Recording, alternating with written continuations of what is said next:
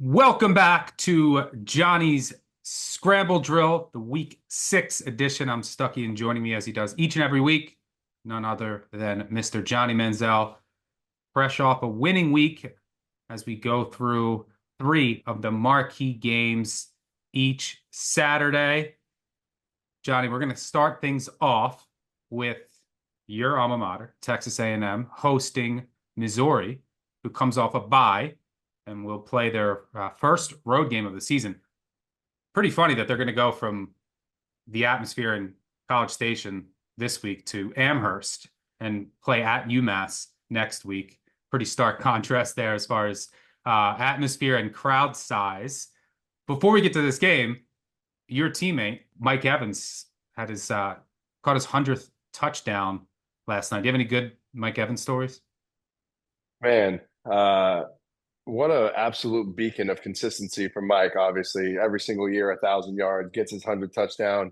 I think the thing I remember most about Mike, us coming in and being on the scout team together a year before I ended up going to win the Heisman, and Mike really hadn't played much football. So I think the thing I remember back the most about Mike was just how raw and um, obviously you could see whenever Mike came in how amazing of a talent he was going to be or had the potential to be. So I don't know if there's one story that really sticks with me in particular, but just us being on scout team, being able to do what we did, I think was the most fun time that we really had together and watch how that blossomed into us, being able to play and go out on the field and play in the SEC on Saturdays. Was really an amazing thing to watch him go against our one defense as redshirt freshman and go out and do what he's doing now in the NFL. But in a scout team setting, you could see how pissed our defense was every single week having to go against this guy. Because really, even at the time, as a freshman in college, he was a man amongst boys for sure. Do you have a favorite play of his or most memorable one at Texas A&M? I think as far as games go, I mean, he had the ability in his second year to where I could signal a screen out to him and just absolutely, take a 1 yard pass all the way to the house. I think the thing I look back most and had the most fun with was being down in the Alabama game in 2013, backed up against our own end zone, a 3rd and 10, and Mike signaled him a little post at the end, right before the ball was snapped, and he got man coverage and absolutely threw a dime to him. Just we got to the point where he could put his hand up, and I could just hit his hand almost every single time whenever he put it up. Him just stiff arming this Alabama corner and just taking it to the house for 95 yards to kind of give us a chance to even be in that game. It's definitely one of the loudest times that I ever heard Kyle Field, and for me and him, one of what I think is our best connections. Well, I like that you got in there that you threw a dime in that story. So, but Texas A&M, small home favorite here against Missouri. Who do you like? I like the Aggies at home. I think this is a game that they're just going to have to find a way to win, right? Offensively, I think in the passing game they haven't been as strong as they would have liked to be over the past couple of weeks. But this is a team that's relying on the ground game, relying on Le'Veon Moss running the ball, and just relying on our defense as well. So I think this is going to be a game that's going to be a little bit of a slugfest. And I think the key to this game is just A&M defensively just limiting explosive plays for Burden and Cook. Would you stick with Reed the rest of the way?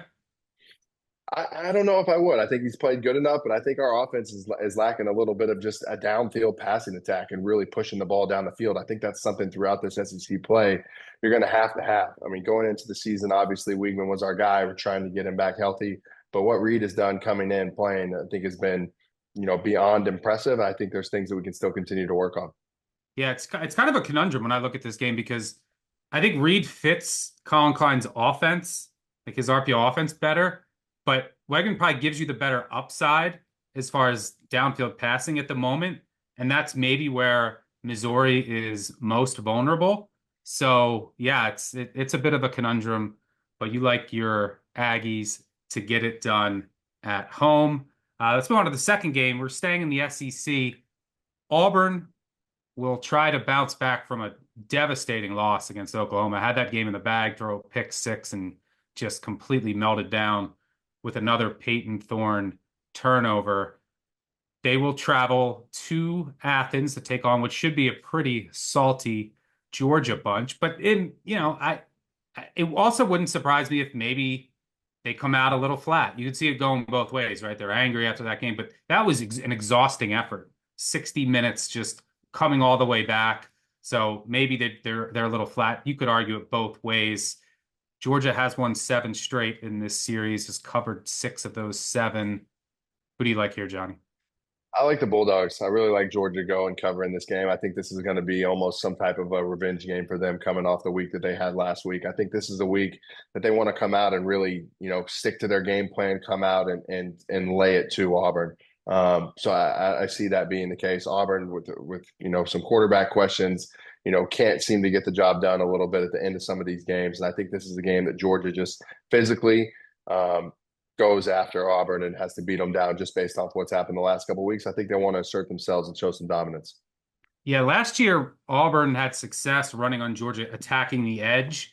So it might be helpful that, and I think it was Thorne who had like a huge day running the ball. And it might be helpful that Milrow came out, did the same thing, and Georgia made some key adjustments in that second half to really slow him down and kind of draw him wide. So that might be helpful in this matchup.